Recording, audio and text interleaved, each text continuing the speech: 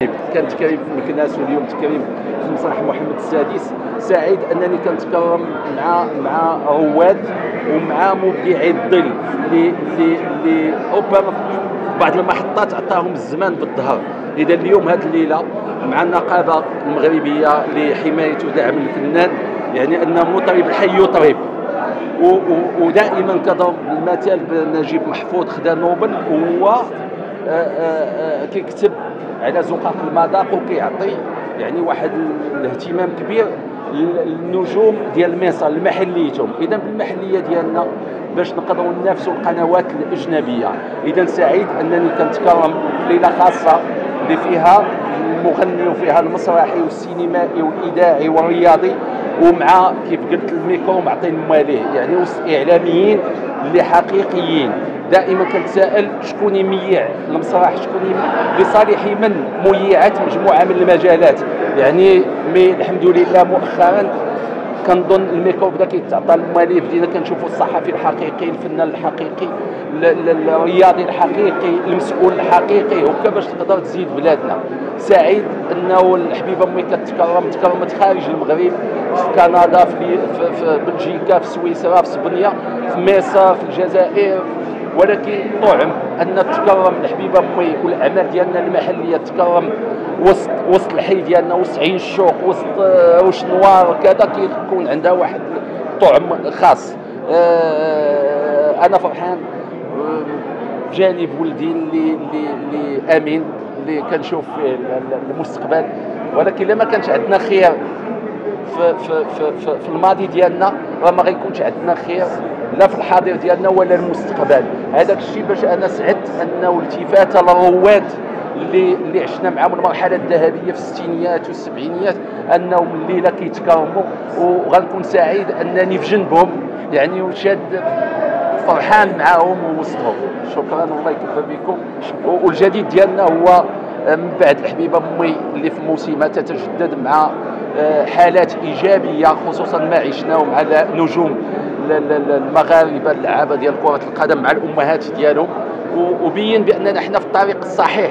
يعني من خلال الحبيبه امي سوق الدلاله ايضا عمل كان محلي واللي فاز بجائزه احسن عمل في 2021. دابا هو وسال في عذراء. اليوم خدمنا على رحاليات، على رحال وتاريخنا المغربي ديال الثلاثينيات. فتحنا نافذه على تاريخ القياد اللي وظفتهم واستغلتهم فرنسا. شكرا لكم. واحد جوج ثلاثه. مساء الخير. اليوم اول دوره لاختيار نجم الاغنيه المغربيه، وهذا المهرجان او هذا الحفل من تنظيم النقابه المهنيه لحمايه ودعم الفنان في شخص السيد رئيس ايوب ترابي. انا في هذه النقابه اشغل منصب كاتب عام. تم انتقاء الاصوات اللي تلقيناهم من مختلف ربع المملكه، وتم اختيار 3 اصوات ب3 رائعه جدا، يعني لدرجه اننا غادي نحيروا شكون اللي غادي ياخذ الرتبه الاولى. ايضا هذا المهرجان او هذا الحفل كيكرب نخبه كبيره من رواد الاغنيه، ايضا ممثلين سينمائيين، مخرجين ومنتجين. وان شاء الله كنتمنى هذه الدوره تنجح، وانا عندي اليقين انها تنجح، لانها الحمد لله حاولنا ما امكن اننا نتجنبوا الاخطاء اللي كانوا كيترتكبوا في دورات اخرى وفي مهرجانات اخرى، باش ان شاء الله نعطيو واحد الصوره جميله على هذه الدوره ان شاء الله. مزيان عليك. مرحبا. قولوا لي شكون غيصوني؟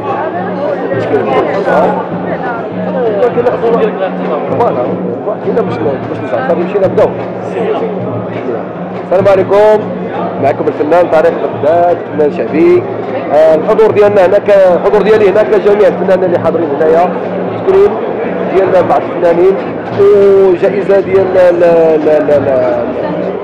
اللي دارها السي ايوب ترابي النقيب ديالنا. وكنتمناو هذا الحضور هذا، وكنتمناو هاد الفنانين هادو اللي غادي يفوزوا، واللي ما غاديش يفوز ماشي هي لا يعني ماشي راه كلشي سهله. كان واحد سالا وعاد بدا، ما نجحش وعاد بدا ودار لا كارير ديالو. كنتمنى هاد الشباب هادو يعني ياخذوا مسار زوين في الموسيقى، لان اللي ياخذ مسار ديال الفن انا كنطلب من هاد الشباب ولا اي احد اللي خد هذا الطريق ديال الفن وديال الموسيقى انه ياخذها موسيقى ما ياخذهاش بشي حاجه واحده اخرى.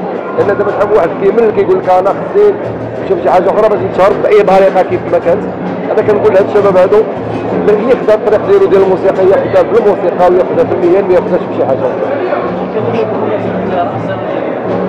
كنتمناو سنه سعيده لجميع المغاربه فين ما كانوا وبالصحه والسلامه وطول العمر. وانتم جنود خفاء انتم هما يعني انتم هما البطوله ديالنا عند الناس. كنقول لكم شكرا، الله يعطيكم الصحه دائما متالقين.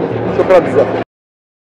ما تنساش تابونا في لاشين وتاكتيفي الجرس باش يوصلك جديد الفيديوهات.